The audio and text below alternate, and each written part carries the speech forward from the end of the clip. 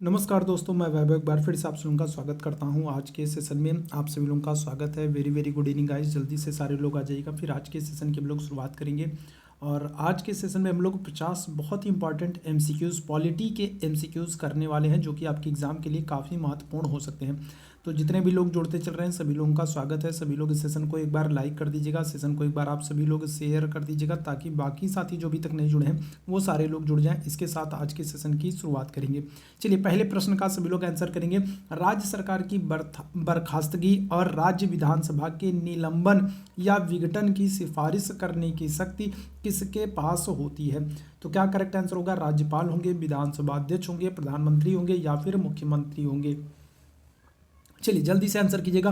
देखिए, प्रश्न जो है ये एसएससी सीजीएल 2021 में पूछा गया है। 50 बहुत ही बेहतरीन वाले क्वेश्चंस कराने वाला हूँ, एमसीक्यूज कराने वाला हूँ पॉलिटी के। ठीक है, पॉलिटी के 50 बहुत ही अच्छे प्रश्नों को हम लोग करने वाले हैं, जो कि विभिन्न जो है एग्जाम में पूछे गए प्रश्न हैं और आपके एग्जाम के लिए काफ़ी महत्वपूर्ण हो सकते हैं। तो चलिए जल्दी से सभी लोग आंसर करेंगे। तो राज्य सरकार की बर्खास्तगी और राज्य विधानसभा के निलंबन या विघटन की सिफारिश करने की शक्ति किसके पास है? क्या करेक्ट आंसर होगा? राज्यपाल होगा, विधानसभा अध्यक्ष होगा, मुख्यमंत्री होगा या फिर प्रधानमंत्री होगा?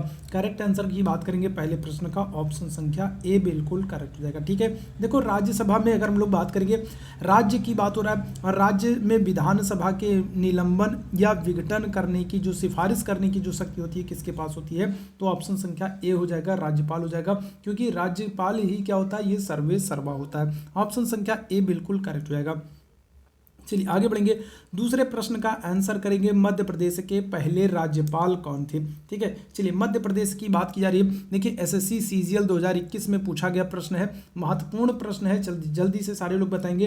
तो मध्य प्रदेश के पहले राज्यपाल कौन थे? तो एन वांचू थे, जीपी सिंह थे, बीडी शर्मा थे या फिर डॉक्टर पट्टाभी सीतारमैया थे? तो मध्य प्रदेश के पहले राज्यपाल आपसे पूछा जा रहा है। सभी लोग आंसर करते चलेगा और जितने भी मेरे भाई बहन जुड़ते चल रहे हैं, आप सभी लोगों से विनम्र निवेदन है कि सेशन को एक बार आप सभी लोग लाइक और शेयर कर दीजिएगा। ठीक है, सेशन को एक बार आप सभी लोग लाइक और शेयर कर दो। बहुत ही इंपॉर्टेंट एमसीक्यूज कराऊंगा पॉलिटी के, एकदम बेहतरीन वाले एमसीक्यूज, और सारे के सारे प्रश्न जो होंगे वो किसी न किसी एग्जाम में पूछे गए प्रश्न होंगे। तो बताइएगा, मध्य प्रदेश के पहले राज्यपाल हैं डॉक्टर पट्टाभी सीतारमैया। ठीक है, क्या हो जाएंगे? तो ये पट्टाभी सीतारमैया जो है, इनका अगर कार्यकाल पूछा जाए तो ये क्या था? तो 1956 से लेकर के 1957 के दौरान, ठीक है, 1956 से लेकर के 1957 के दौरान जो डॉक्टर पट्टाभी जो सीतारमैया है, ये क्या है? ये मध्य प्रदेश के पहले राज्यपाल बने थे। ठीक है, तो ऑप्शन संख्या क्या हो जाएगा? डी यहाँ पर बिल्कुल करेक्ट हो जाएगा। चलिए तीसरे प्रश्न की तरफ चलेंगे, अगले प्रश्न का आंसर करेंगे। अगला जो प्रश्न हमारा क्या कह रहा है? भारत के संविधान के अनुसार अनुच्छेद 361 के अनुसार के कार्यकाल के दौरान उनके खिलाफ अदालत में कोई भी आपराधिक कार्यवाही शुरू नहीं की जा सकती। तो अनुच्छेद 361 के तहत आप बताएंगे, अनुच्छेद 361 के तहत किसके लिए प्रावधान किया गया है? चलिए जल्दी से तीसरे प्रश्न का आप सभी लोग आंसर करेंगे। चलिए, तो भारत के संविधान के अनुच्छेद 361 के अनुसार निम्नलिखित में से कौन है जिसके खिलाफ क्या होगा? जिनके खिलाफ अदालत में कोई भी आपराधिक कार्यवाही शुरू नहीं की जा सकती। राज्यपाल होंगे, प्रधानमंत्री होंगे, उपराष्ट्रपति होंगे या फिर मुख्यमंत्री होंगे?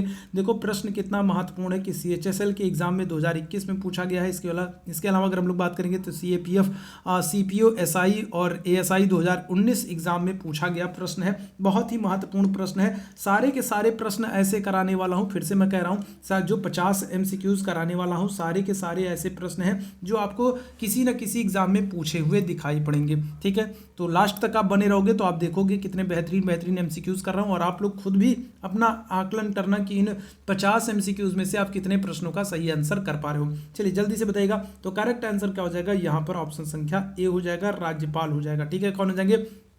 तो अनुच्छेद 361 में कहा गया है कि जो राज्यपाल होते हैं, राज्यपाल के कार्यकाल के दौरान अदालत में कोई भी आपराधिक कार्यवाही शुरू नहीं की जा सकती। ऑप्शन संख्या क्या होगा? ऑप्शन संख्या ए यहाँ पर बिल्कुल करेक्ट हो जाएगा। आगे बढ़ेंगे अगले प्रश्न की तरफ। अगले प्रश्न का आंसर करेंगे भारतीय संविधान। ठीक है, एक मिनट। चलिए अब बताइएगा, तो यहाँ पर आपसे क्या कह रहा है? ठीक है, चलिए अब ये दिखाई पड़ रहा है। चलिए बताइएगा, भारत का संविधान, भारतीय संविधान का निम्नलिखित में से कौन सा अनुच्छेद केंद्र को राज्यपाल की सिफारिश पर राज्य प्रशासन को नियंत्रण में लेने की शक्ति देता है? स्टेनोग्राफर के जो है एग्जाम में पूछा गया है, वर्ष 2020 का ये प्रश्न है। बताइएगा भारतीय संविधान का कौन सा अनुच्छेद है जो केंद्र को क्या करता है, जो केंद्र को राज्यपाल की सिफारिश पर राज्य प्रशासन को नियंत्रण में लेने की शक्ति प्रदान करता है? अनुच्छेद 356, अनुच्छेद 124, अनुच्छेद 105 या फिर अनुच्छेद 243।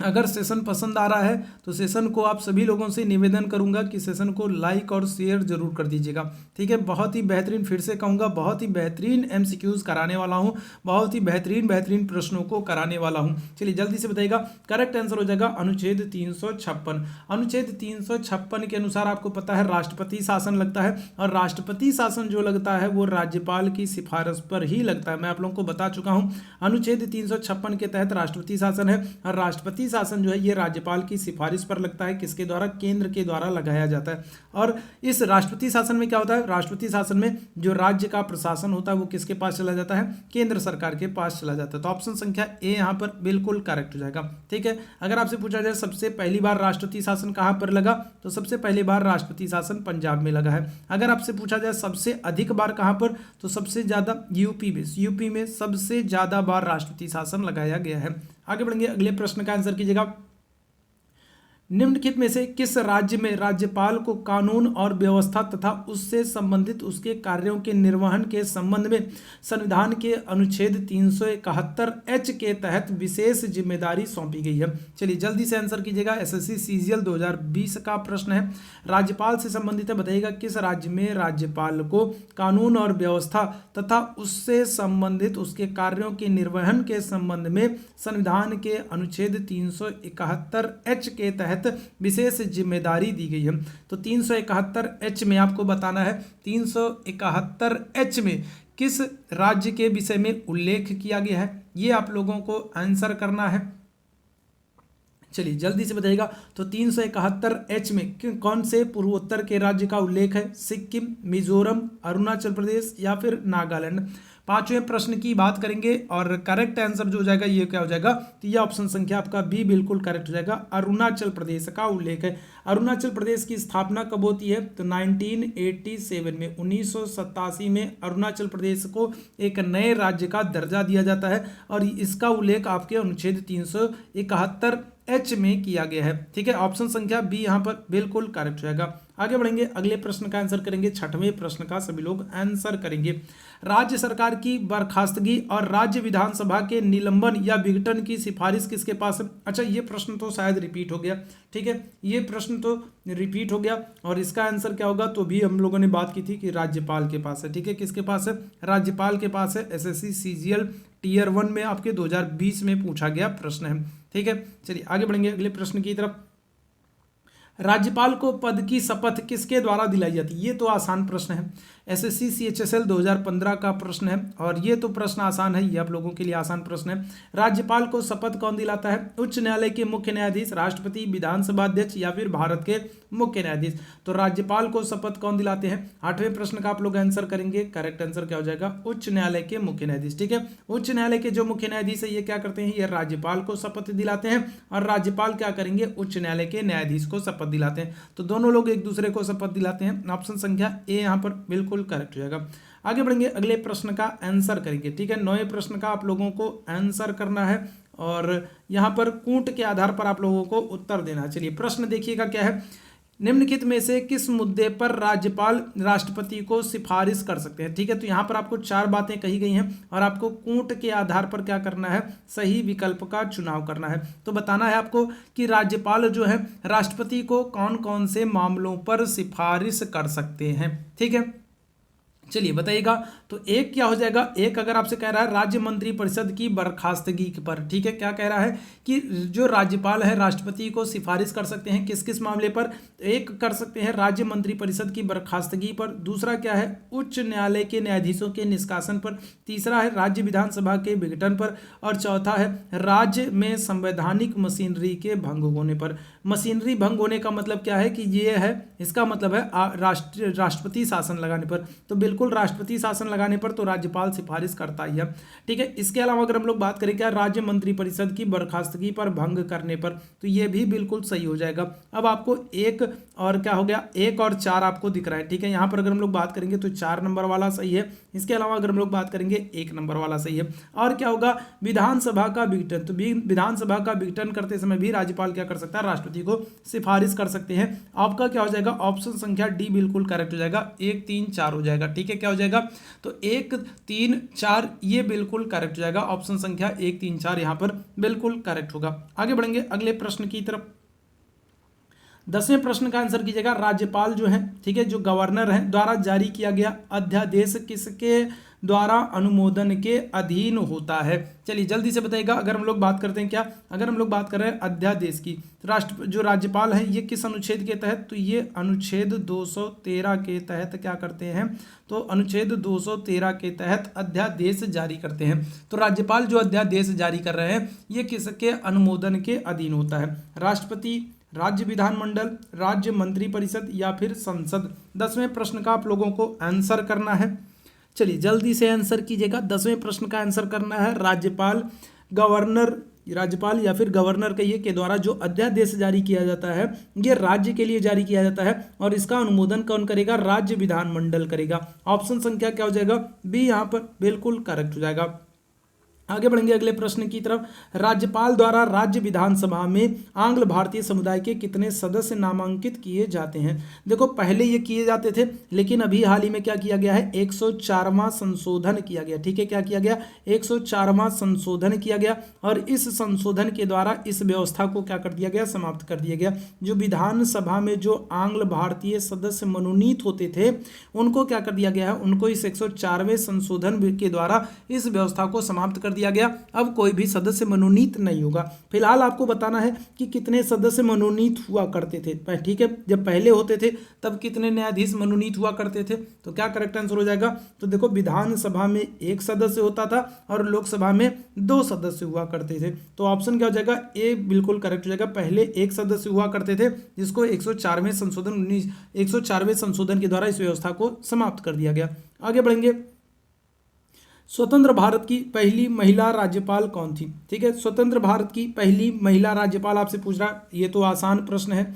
सरोजिनी नायडू, सुचेता कृपलानी, इंदिरा गांधी या फिर विजया लक्ष्मी पंडित। स्वतंत्र भारत की पहली महिला राज्यपाल पूछा जा रहा है और ये जो महिला राज्यपाल हैं ये किस राज्य में बनती हैं, तो ये उत्तर प्रदेश में बनेंगी। पहली महिला राज्यपाल कौन है, तो सरोजिनी नायडू हो जाएंगी। ऑप्शन संख्या क्या हो जाएगा, ए बिल्कुल करेक्ट हो जाएगा। स्वतंत्र भारत की पहली महिला राज्यपाल सरोजिनी नायडू, ऑप्शन संख्या ए यहाँ पर बिल्कुल करेक्ट है। आगे बढ़ेंगे, अगले प्रश्न का आंसर कीजिएगा। संविधान में किस पर महाभियोग चलाने के लिए कोई प्रावधान नहीं है। चलिए जल्दी से बताइएगा। 13वें प्रश्न का सभी लोगों को आंसर करना है कि संविधान में कौन सा पद है, कौन सा पदाधिकारी है जिसके ऊपर महाभियोग चलाने का कोई प्रावधान नहीं है। तो देखो मुख्य न्यायाधीश अगर हम लोग बात करेंगे तो ये भी महाभियोग के द्वारा हटाए जाते हैं। उच्च न्यायालय के न्यायाधीशों की बात करें ये भी महाभियोग के द्वारा हटाए जाते हैं। राष्ट्रपति की बात करें ये भी महाभियोग से। राज्यपाल को हटाने के लिए कोई भी महाभियोग का प्रावधान नहीं किया गया है। ठीक है, ऑप्शन संख्या सी यहाँ पर बिल्कुल करेक्ट हो जाएगा। आगे बढ़ेंगे, अगले प्रश्न का आंसर करेंगे। निम्नलिखित में से कौन अपना पद राष्ट्रपति की संतुष्टि के दौरान धारण करता है। चलिए जल्दी से बताइएगा। तो अगर हम लोग बात करेंगे इनमें से कौन है जो राष्ट्रपति के प्रसाद पर्यंत अपना पद धारण करता है। ठीक है, अगर दूसरे शब्दों में इसी प्रश्न को कहा जाए तो क्या कहेंगे, कौन सा पदाधिकारी है जो राष्ट्रपति के प्रसाद पर्यंत अपना पद धारण करता है। प्रधानमंत्री, राज्यपाल, चुनाव आयुक्त या फिर लोकसभा अध्यक्ष। चलिए तो यहाँ पर अगर हम लोग बात करेंगे तो राष्ट्रपति के प्रसाद पर्यंत जो पद धारण करता है ये कौन होगा, ये राज्यपाल हो जाएगा। ऑप्शन संख्या क्या होगा, बी यहाँ पर बिल्कुल करेक्ट हो जाएगा। कौन हो जाएंगे, तो ऑप्शन संख्या बी यहाँ पर बिल्कुल करेक्ट हो जाएंगे। राज्यपाल जो है ये राष्ट्रपति के प्रसाद पर्यंत अपना पद धारण करते हैं। आगे बढ़ेंगे। किसी राज्य के राज्यपाल को निम्नलिखित में से शक्ति नहीं होती है। बताइएगा, किसी राज्य का जो राज्यपाल है उसको कौन सी शक्ति नहीं प्राप्त होती है। 15वें प्रश्न का सभी लोग आंसर करेंगे। चलिए जल्दी से सारे लोग आंसर करेंगे। तो किसी राज्य के राज्यपाल को निम्नलिखित में से कौन सी शक्ति नहीं होती है? विधानसभा का सत्रावसान करने की, विधानसभा को भंग करने की, विधानसभा को स्थगित करने की, विधानसभा को बुलाने की। तो कौन सी शक्ति नहीं होती है? करेक्ट आंसर क्या हो जाएगा? 15वें प्रश्न की बात करेंगे। चलिए जल्दी से सारे लोग आंसर करिएगा। तो यहाँ पर जो करेक्ट आंसर हो जाएगा ये हो जाएगा विधानसभा को स्थगित करने की शक्ति नहीं होती। ये शक्ति किसके पास है? ये शक्ति विधानसभा अध्यक्ष के पास होती है, जिसको हम लोग स्पीकर कहते हैं। ठीक है, ये शक्ति किसके पास होती है? विधानसभा अध्यक्ष के पास होती है, राज्यपाल के पास नहीं होती है। ऑप्शन संख्या सी यहाँ पर बिल्कुल करेक्ट हो जाएगा। आगे बढ़ेंगे, 16वें प्रश्न का आंसर करेंगे। स्वतंत्रता सेनानी सुचेता कृपलानी किस राज्य की पहली महिला मुख्यमंत्री बनती हैं? ठीक है, सुचेता कृपलानी की अगर हम लोग बात करेंगे तो ये किस राज्य में पहली महिला मुख्यमंत्री बन रही हैं? राजस्थान, उत्तर प्रदेश, आंध्र प्रदेश या फिर गुजरात? करेक्ट आंसर क्या हो जाएगा? तो ये हो जाएंगी आपका ऑप्शन संख्या बी, उत्तर प्रदेश में पहली महिला मुख्यमंत्री सुचेता कृपलानी, और उत्तर प्रदेश में ही पहली महिला राज्यपाल कौन? सरोजिनी नायडू बनती हैं। ठीक है, कौन बनेगी? सरोजिनी नायडू बनेगी। ऑप्शन संख्या बी यहाँ पर बिल्कुल करेक्ट हो जाएगा।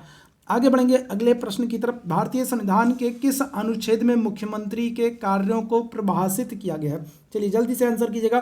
तो कौन सा अनुच्छेद है, कौन सा अनुच्छेद है जिसमें मुख्यमंत्री के कार्यों को परिभाषित किया गया है? अनुच्छेद 167, अनुच्छेद 163, अनुच्छेद 164 या फिर अनुच्छेद 166? सारे के सारे प्रश्न आप देखोगे तो किसी न किसी एग्जाम में पूछे गए प्रश्न है। सारे के सारे प्रश्न बहुत ही चुने हुए, बहुत ही चुनिंदा प्रश्न है, और बहुत अच्छे अच्छे प्रश्न आज के सेशन में आप लोगों को कराने वाला हूं। जितने लोग बाद में जुड़ते चल रहे हो सभी लोग इस सेशन को एक बार लाइक और शेयर जरूर कर दीजिए। ठीक है, सेशन को शेयर कर दिए ताकि बाकी लोगों तक ये सेशन पहुंच सके। चलिए जल्दी से बताइएगा, करेक्ट आंसर होगा आपका ऑप्शन संख्या ए। अनुच्छेद 167 के तहत क्या किया गया है? तो मुख्यमंत्री के कार्यों को परिभाषित किया गया कि भाई मुख्यमंत्री के कार्य क्या होंगे। ऑप्शन संख्या ए यहाँ पर बिल्कुल करेक्ट हो जाएगा। आगे बढ़ेंगे, अगले प्रश्न का आंसर करेंगे 18वें प्रश्न का। भारत के किस राज्य में महिला मुख्यमंत्री कभी नहीं बनी है? ठीक है, बताइएगा। तो कौन सा भारत का कौन सा राज्य है, भारत का कौन सा राज्य है जहां पर आपको क्या होगा, जहां पर कोई भी महिला मुख्यमंत्री आपको नहीं देखने को मिलेगी? चलिए जल्दी से आंसर करेंगे। तो तमिलनाडु, राजस्थान, उत्तर प्रदेश या फिर महाराष्ट्र? कौन सा राज्य जहां पर आज तक कोई भी महिला मुख्यमंत्री नहीं बनी है? चलिए जल्दी से सारे लोग आंसर करेंगे। तो देखो राजस्थान में अगर हम लोग बात करेंगे तो राजस्थान में कौन है? वसुंधरा राजे बन गई हैं। वसुंधरा राजे सिंधिया यहाँ की मुख्यमंत्री रह चुकी हैं। अगर हम लोग उत्तर प्रदेश की बात करेंगे, उत्तर प्रदेश में आपको सुचेता कृपलानी, मायावती, ये लोग सब लोग दिखने को मिलेगी। अगर तमिलनाडु में बात करेंगे, तमिलनाडु में महिला मुख्यमंत्री के रूप में आपको जयललिता देखने को मिलेगी। लेकिन महाराष्ट्र में अभी तक कोई भी महिला मुख्यमंत्री नहीं बनी है। ऑप्शन संख्या क्या हो जाएगा? ऑप्शन संख्या यहाँ पर डी बिल्कुल करेक्ट हो जाएगा। आगे बढ़ेंगे अगले प्रश्न की तरफ। राज्य की वास्तविक कार्यपालिका शक्तियों का प्रयोग किसके द्वारा किया जाता है? ठीक है, तो राज्य की देखिए यहाँ पर क्या पूछ रहा है, यहाँ पर आपसे वास्तविक पूछ रहा है। ठीक है, राज्य की वास्तविक कार्यपालिका शक्तियों का प्रयोग किसके द्वारा किया जाता है? मुख्यमंत्री के द्वारा, मंत्रिपरिषद के द्वारा, राज्यपाल के द्वारा या फिर उच्च न्यायालय के मुख्य न्यायाधीश के द्वारा? करेक्ट आंसर क्या हो जाएगा? फटाफट सभी लोग आंसर करते चलिएगा।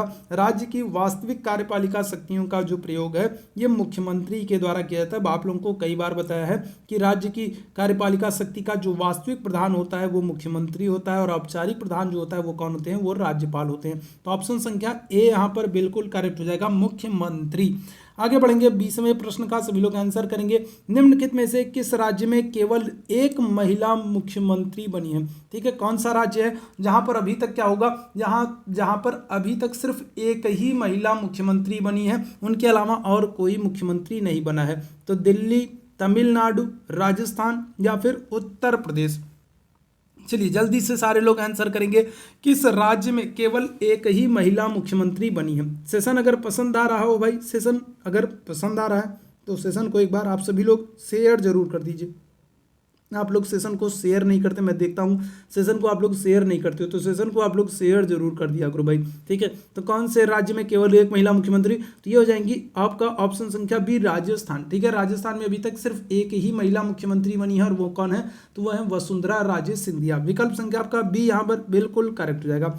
चलिए आगे बढ़ेंगे अगले प्रश्न की तरफ। कौन सा राज्य योजना बोर्ड के अध्यक्ष के रूप में कार्य करता है, ठीक है, बताइएगा कौन है, इनमें से कौन है जो क्या करता है, जो राज्य योजना बोर्ड के अध्यक्ष के रूप में काम करता है। राज्य योजना बोर्ड के अध्यक्ष के रूप में कौन काम करेगा, राज्यपाल, मुख्यमंत्री, विरोधी पक्ष का नेता या फिर स्पीकर। 21वें प्रश्न का आंसर कीजिएगा।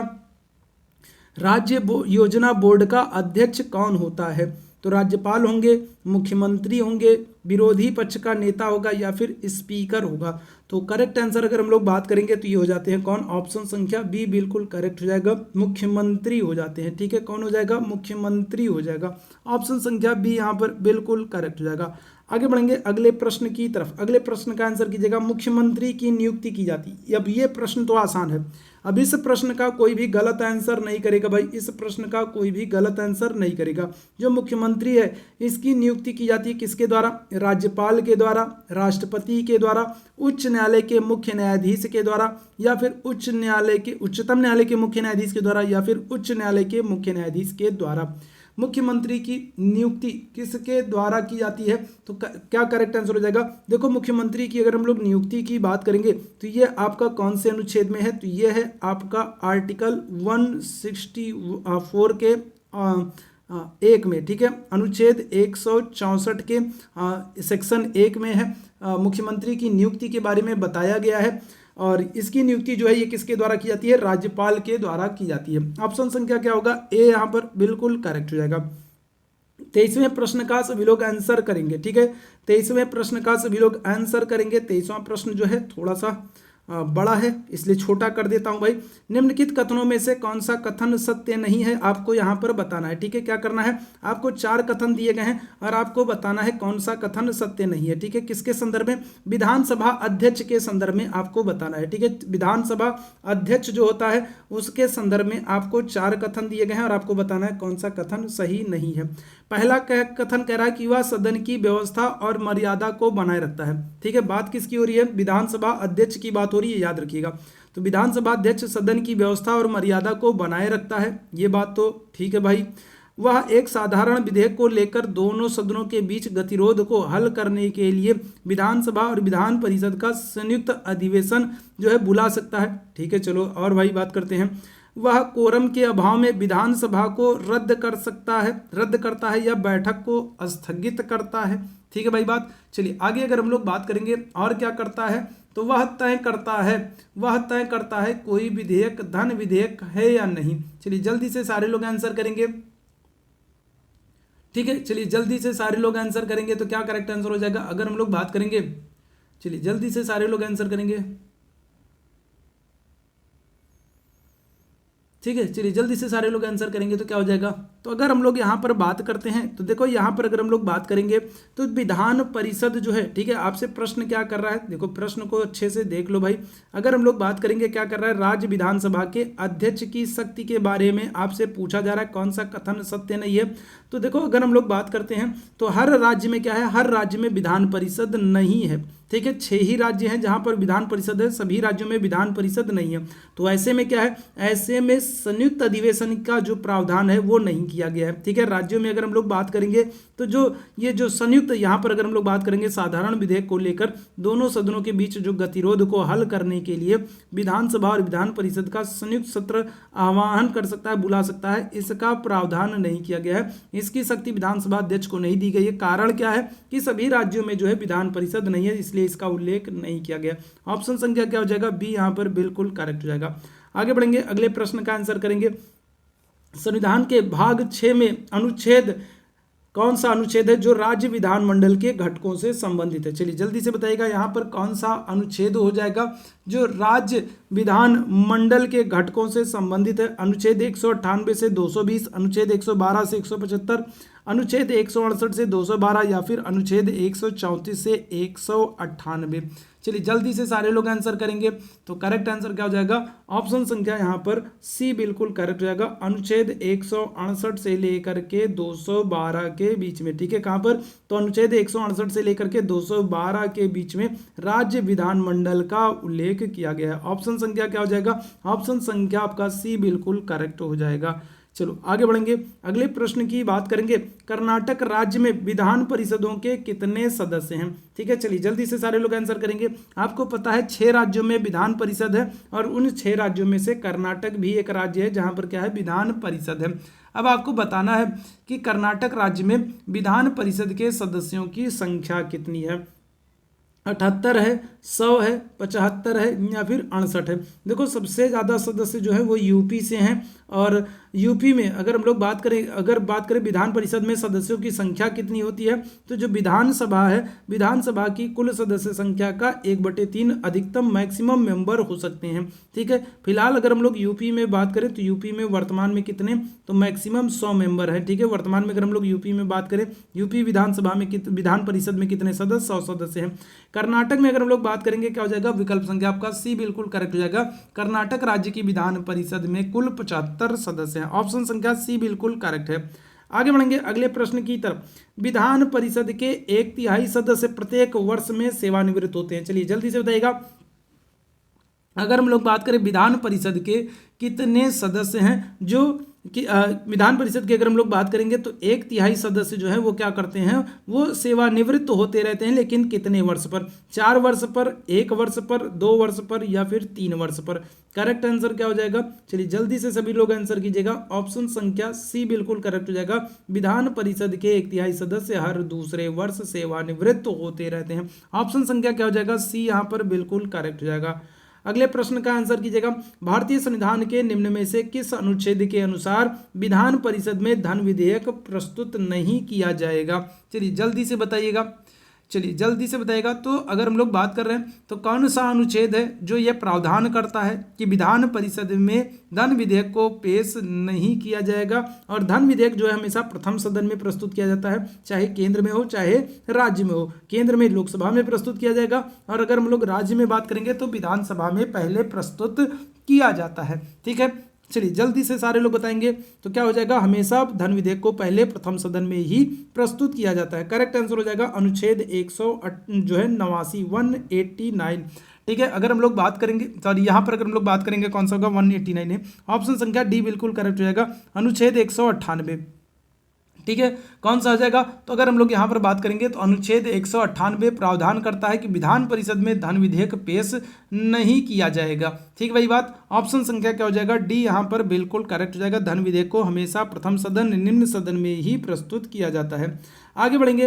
राज्य की मंत्रिपरिषद सामूहिक रूप से किसके प्रति जिम्मेदार होती है? चलिए जल्दी से 28वें प्रश्न का आंसर कीजिएगा। राज्य की जो मंत्रिपरिषद होती है वो सामूहिक रूप से किसके प्रति जिम्मेदार होती है? राज्यपाल के प्रति होती है, विधानसभा के प्रति होती है, उच्च न्यायालय के प्रति होती है या फिर मुख्यमंत्री के प्रति होती है? क्या करेक्ट आंसर हो जाएगा 28वें प्रश्न का? सभी लोगों को आंसर करना है।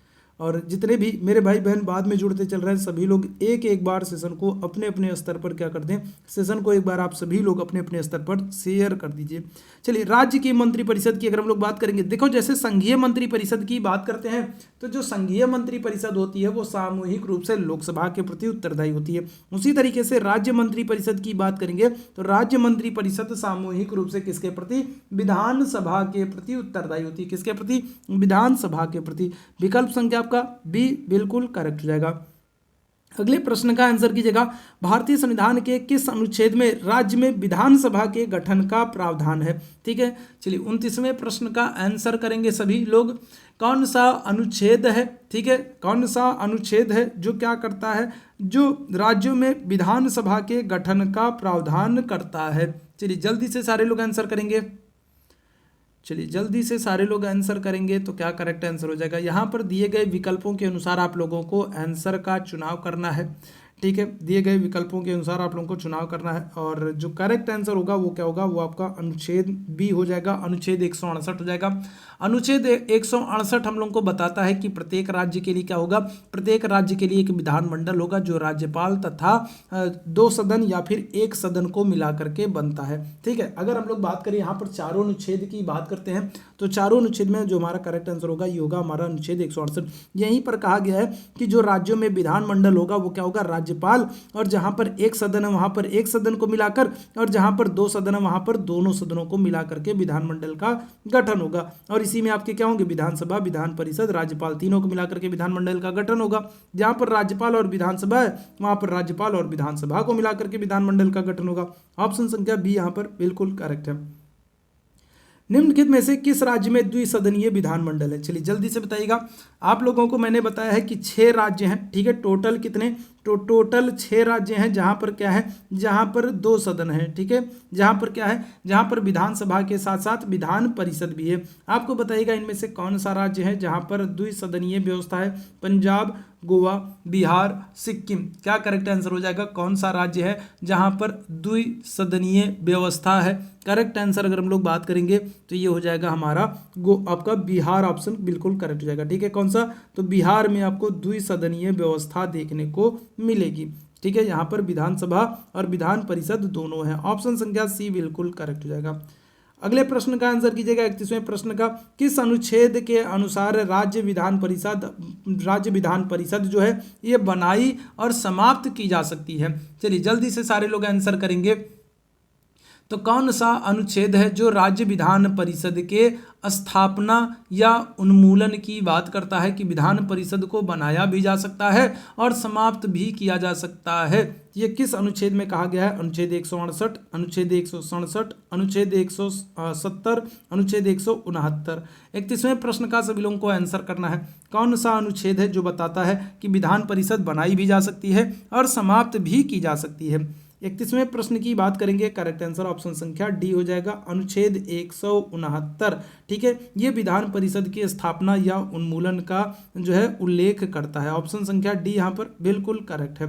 आगे बढ़ेंगे, 32वें प्रश्न का आंसर करेंगे। किस राज्य में विधान परिषद नहीं है? ठीक है, अभी आपसे पूछा गया था कि किस राज्य में विधान परिषद है और अब आपको बताना है कि किस राज्य में विधान परिषद नहीं है। चलिए जल्दी से सारे लोग आंसर करेंगे।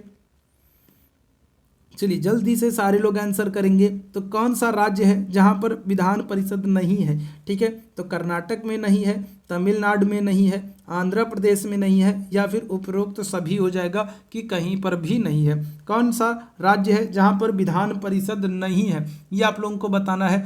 और सही विकल्प जो होगा ये होगा ऑप्शन संख्या बी। देखो, कर्नाटक में भी विधान परिषद है, आंध्र प्रदेश में भी विधान परिषद है, लेकिन तमिलनाडु में विधान परिषद नहीं है। ऑप्शन संख्या बी यहाँ पर बिल्कुल करेक्ट है। चलिए 33वें प्रश्न का आंसर कीजिएगा। निम्नलिखित में से क्या सही नहीं है? आपको 4 कथन दिया गया है और चारों में से बताना है कि कोई एक कथन सही नहीं है। तो क्या होगा? चलिए देखिए, पहले कथन की बात कर रहे हैं, राज्यसभा में निर्वाचन के लिए व्यक्ति की आयु 30 वर्ष पूरी होनी चाहिए। तो बिल्कुल सही बात है, राज्यसभा में सदस्य बनने के लिए 30 वर्ष आयु होनी चाहिए। लोकसभा में निर्वाचन के लिए व्यक्ति की आयु 25 वर्ष होनी चाहिए, ये भी बात सही है। राज्य विधानसभा में निर्वाचन के लिए व्यक्ति की आयु 21 वर्ष अवश्य पूरी होनी चाहिए। ठीक है, कहाँ पर कह रहा है? तो विधानसभा में कह रहा है, और विधानसभा में कितना, 21 नहीं बल्कि कितना, 25 वर्ष होना चाहिए। तो ऑप्शन संख्या सी क्या हो जाएगा? यही हमारा करेक्ट हो जाएगा, क्योंकि यही गलत है। पंचायतों में चुनाव में मतदान करने के लिए 18 वर्ष आयु होनी चाहिए, ये बात भी बिल्कुल करेक्ट है। तो ऑप्शन संख्या सी यही हमारा क्या हो जाएगा? सत्य नहीं है। आगे बढ़ेंगे, अगले प्रश्न का आंसर करेंगे। राज्य विधानसभा के सदस्यों की अधिकतम निर्धारित संख्या क्या है? राज्य विधानसभा में सदस्यों की जो अधिकतम सदस्य संख्या निर्धारित की गई है वो कितनी हो सकती है? 350, 600, 750 या फिर 500? राज्य विधानसभा के सदस्यों की अधिकतम निर्धारित संख्या जो होगी वो हो जाएगी ऑप्शन संख्या सी, कितना? 500 अधिकतम हो सकती है। ठीक है बात, चलिए आगे बढ़ेंगे। अगले प्रश्न का आंसर करेंगे। विधानसभा निर्वाचन क्षेत्रों के लिए निर्वाचन पर व्यय की अधिकतम सीमा फरवरी 2011 में बढ़ाकर कितना कर दी गई है। चलिए जल्दी से सारे लोग आंसर करेंगे। विधानसभा जो निर्वाचन क्षेत्र हैं, यहाँ पर क्या किया गया है, निर्वाचन के लिए जो चुनाव के लिए जो खर्चा वर्चा होता है, उस खर्चे को, उस व्यय की अधिकतम सीमा बढ़ाकर 2011 में कितना कर दी गई है, 16 लाख, 18 लाख, 20 लाख या फिर 25 लाख। चलिए जल्दी से सारे लोग आंसर करेंगे तो करेक्ट आंसर क्या हो जाएगा, चलिए जल्दी से बताइएगा। तो करेक्ट आंसर क्या हो जाएगा, तो यहाँ पर हो जाएगा आपका ऑप्शन संख्या ए 16 लाख। ठीक है, अधिकतम जो है बढ़ा करके कितना कर दिया गया, 2011 में बढ़ाकर 16 लाख रुपए कर दिया गया है निर्वाचन में व्यय की अधिकतम सीमा, मतलब इससे ज़्यादा खर्चा नहीं किया जा सकता है। आगे बढ़ेंगे, 36वें प्रश्न का आंसर कीजिएगा। राज्य विधानसभा में धन विधेयक किसकी पूर्व अनुमति से प्रस्तुत किया जाता है।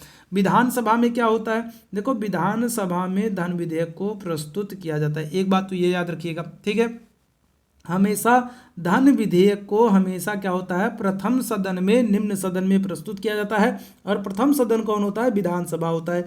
लेकिन प्रस्तुत करने से पहले किसकी अनुमति आवश्यक है, राज्य के राज्यपाल की, राज्य के मुख्यमंत्री की, विधानसभा अध्यक्ष की या फिर राज्य वित्त मंत्री की। तो धन विधेयक को प्रस्तुत करने से पहले किसकी अनुमति आवश्यक होती है, तो ये हो जाएगा राज्य के राज्यपाल की। ऑप्शन क्या हो जाएगा, ऑप्शन यहाँ पर ए बिल्कुल करेक्ट हो जाएगा। किस अनुच्छेद के तहत इसका प्रावधान है, तो आर्टिकल 207 में। ठीक है, कहाँ पर, अनुच्छेद 207 में इस विषय को बताया गया है। 207 में कहा गया है राज्य का जो राज्यपाल है उसकी सिफारिश के बिना कोई भी धन विधेयक विधानसभा में पेश नहीं किया जा सकता। अनुच्छेद 207 में बताया गया है कि जो धन विधेयक है अगर इसको विधानसभा में प्रस्तुत करना होगा तो राज्यपाल की अनुमति लेना होगा, बिना राज्यपाल की अनुमति के इसे प्रस्तुत नहीं किया जा सकता है।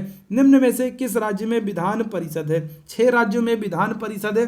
चलिए जल्दी से बताइएगा कौन सा राज्य है जहां पर आपको विधान परिषद देखने को मिलेगा।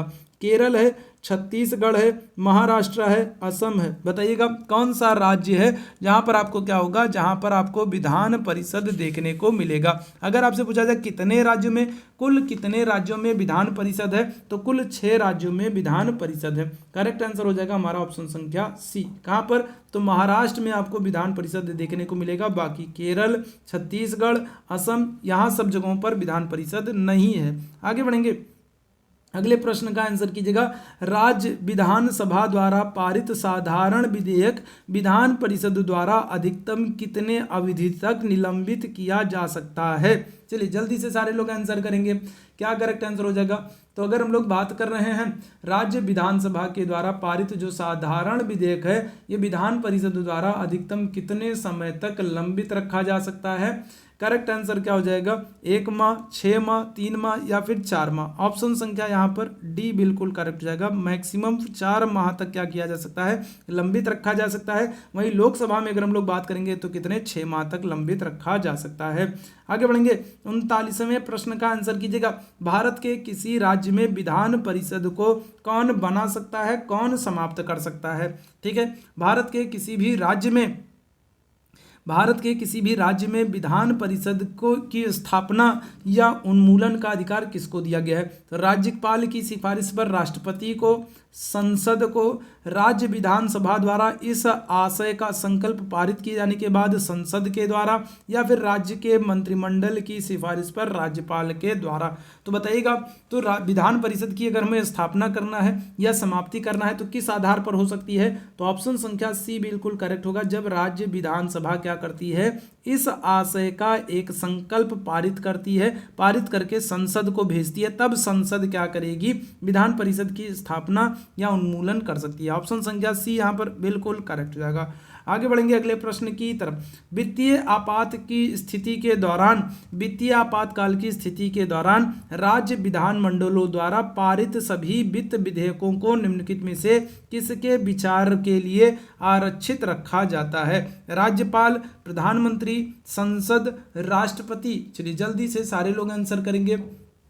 वित्तीय आपातकाल किस अनुच्छेद के तहत है, वित्तीय आपातकाल आपका अनुच्छेद 360 के तहत है। ठीक है, कौन से अनुच्छेद के तहत? तो 360 के तहत वित्तीय आपातकाल है। किस देश से वित्तीय आपातकाल को लिया गया है? तो अमेरिका से वित्तीय आपातकाल को लिया गया है। भारत में कितनी बार लगा है? तो एक बार भी नहीं लगा है। वित्तीय आपातकाल की स्थिति के दौरान राज्य विधानमंडलों द्वारा पारित सभी जो वित्त विधेयक होते हैं उनको किसके विचार के लिए आरक्षित या सुरक्षित रखा जाता है? करेक्ट आंसर हो जाएगा ऑप्शन संख्या डी, राष्ट्रपति के विचार के लिए सुरक्षित रखा जाता है। ऑप्शन संख्या डी जितने बच्चे कर रहे हैं, ऑप्शन संख्या डी बिल्कुल करेक्ट है। 41वें प्रश्न का आंसर कीजिएगा। भारत में राज्य विधान परिषदों के सदस्यों का कितना हिस्सा स्थानीय निकायों द्वारा चुने जाते हैं? चलिए जल्दी से सारे लोग आंसर करेंगे। तो अगर हम लोग विधान परिषद की बात करते हैं तो विधान परिषद में जो सदस्य संख्या होती है उसमें से कितने सदस्य स्थानीय निकाय से चुने जाते हैं? 1/3, 1/4 या फिर 1/6 भाग या फिर 1/12 भाग? 41वें प्रश्न का सभी लोग आंसर करेंगे। चलिए जल्दी से सारे लोग आंसर करेंगे, 41वें प्रश्न का आंसर करेंगे। तो करेक्ट आंसर क्या हो जाएगा? तो ये हो जाएगा 1/3 भाग। ठीक है, कितना? 1/3 भाग जो है ये स्थानीय निकायों द्वारा चुने जाते हैं। और 1/6 भाग जो है तो ये क्या होता है? तो ये राज्यपाल के द्वारा मनोनीत किए जाते हैं। ठीक है, कितने? 1/6 भाग जो है ये राज्यपाल के द्वारा क्या होते हैं? तो राज्यपाल के द्वारा मनोनीत किए जाते हैं। कितने? 1/6 भाग। 1/3 भाग अगर हम लोग बात करेंगे तो 1/3 भाग स्थानीय निकायों के द्वारा चुने जाते हैं। ऑप्शन संख्या ए बिल्कुल करेक्ट हो जाएगा। आगे बढ़ेंगे, 42वें प्रश्न का सभी लोग आंसर करेंगे। किसी राज्य का उच्चतम विधिक अधिकारी कौन होता है? ठीक है, राज्य का उच्चतम विधिक अधिकारी आपसे पूछ रहा है महान्यायवादी, महाधिवक्ता, सॉलिसिटर जनरल या फिर विधि विभाग का महासचिव? 42वें प्रश्न का सभी लोग आंसर करेंगे। तो किसी भी राज्य का जो उच्चतम विधिक अधिकारी होता है ये कौन होगा? चलिए जल्दी से आंसर करेंगे और करेक्ट आंसर हो जाएगा ये महाधिवक्ता होता है, जिसको हम लोग क्या कहते हैं? जिसको हम लोग कहते हैं एडवोकेट जनरल। ठीक है, क्या करते हैं? इसी को हम लोग कहते हैं एडवोकेट जनरल कहते हैं। ठीक है, क्या करते हैं? तो इसी को एडवोकेट जनरल कहा जाता है। महाधिवक्ता ये राज्य सरकार का सर्वोच्च विधिक अधिकारी होता है। ऑप्शन संख्या बी बिल्कुल करेक्ट हो जाएगा। चलिए आज के सेशन के आखिरी 43वें प्रश्न की बात करेंगे। आज के सेशन में बस 43 प्रश्न है और इस 43वें प्रश्न का आंसर कीजिएगा। प्रत्येक राज्य में महाधिवक्ता की नियुक्ति निम्नलिखित में से किसके द्वारा की जाती है? जो ये एडवोकेट जनरल होते हैं, जो ये महाधिवक्ता होते हैं, एडवोकेट जनरल होते हैं, इनकी नियुक्ति किसके द्वारा की जाती है? राज्यपाल के द्वारा, राष्ट्रपति के द्वारा, उच्च न्यायालय के मुख्य न्यायाधीश के द्वारा या फिर सर्वोच्च न्यायालय के मुख्य न्यायाधीश के द्वारा? ठीक है, राज्यों में जो महाधिवक्ता है, महाधिवक्ता की अगर हम लोग बात करें, महाधिवक्ता का प्रावधान किस अनुच्छेद में है? तो आर्टिकल 165 में है। अनुच्छेद 165 में महाधिवक्ता का प्रावधान है और महाधिवक्ता की जो नियुक्ति है किसके द्वारा? तो ये राज्यपाल के द्वारा की जाती है। ऑप्शन संख्या क्या हो जाएगा? ए यहाँ पर बिल्कुल करेक्ट हो जाएगा। ठीक भाई बात। चलिए तो ये अगर हम लोग बात करेंगे तो ये आज का महत्वपूर्ण सेशन था। उम्मीद है सेशन आप लोगों को पसंद आया होगा। सेशन अगर पसंद आया हो तो सेशन को एक बार लाइक और शेयर करना बिल्कुल ना भूलें। सेशन को एक बार जरूर से जरूर आप सभी लोग शेयर कर दें ताकि बाकी साथियों तक ये सेशन पहुंच सके और बाकी साथी भी सेशन के साथ जुड़ सके। तो अभी के लिए मैं बस इतना ही करूँगा। थैंक यू सो मच आप सभी लोगों को मेरे साथ जुड़ने के लिए। गुड नाइट, शुभ रात्रि।